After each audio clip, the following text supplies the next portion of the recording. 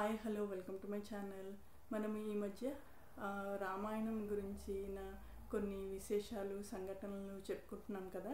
మరి అదే ఇదిలో ఇవాళ రామనాథ స్వామి టెంపుల్, ఈ టెంపుల్ రామేశ్వరంలో ఉంది.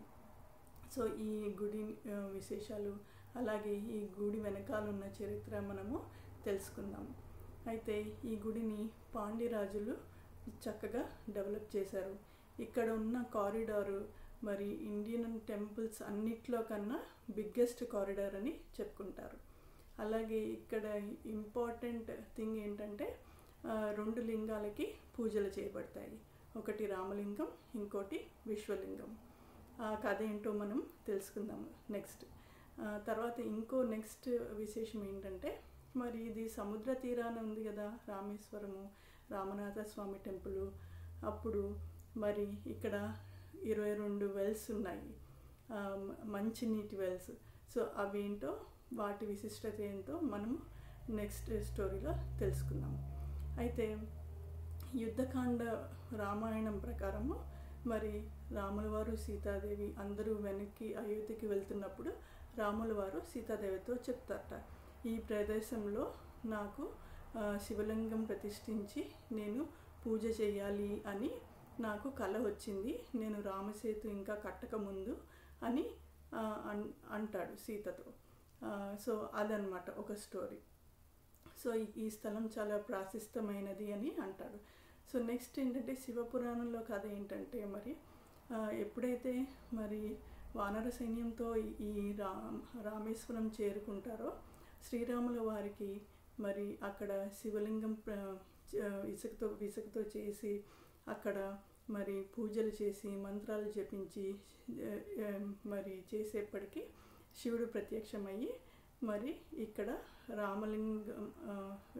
శివలింగం ప్రతిష్ఠ చేయమని చెప్తారట. సో ఇట్లా ఈ రెండు కథలు. సో అసలు ఇంకో కథ ఏంటంటే,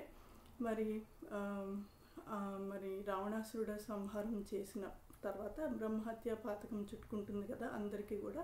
అందుకని ఈ స్థలంలో రామేశ్వరంలో గనక శివలింగం ప్రతిష్టాపించి పూజలు చేసి మరి అన్ని మంత్రాలు ఉచ్చారణ చేసినట్టయితే మరి అందరికీ బ్రహ్మహత్య పాతకం నుంచి విముక్తి లభిస్తుంది అని అనుకుంటారు.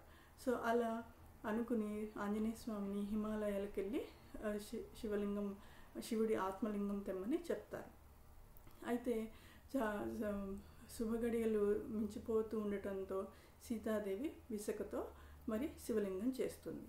అయితే దానికి పూజలు చేయటం స్టార్ట్ చేసేస్తారు. ఈ లోపల హనుమ వస్తాడు మరి ఆత్మలింగం తీసుకుని, అదే విశ్వలింగం.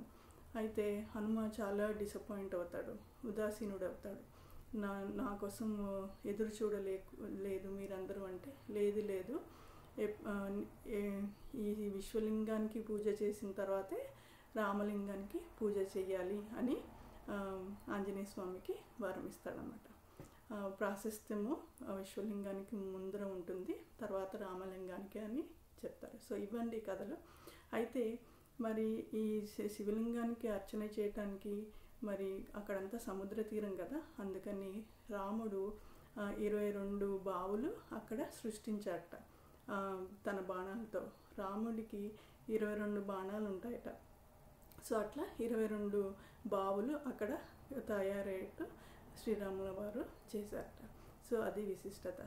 సో నెక్స్ట్ ఎపిసోడ్లో ఇంకొన్ని విషయాలతో మనం కలుసుకుందాం. Thank you. Bye bye.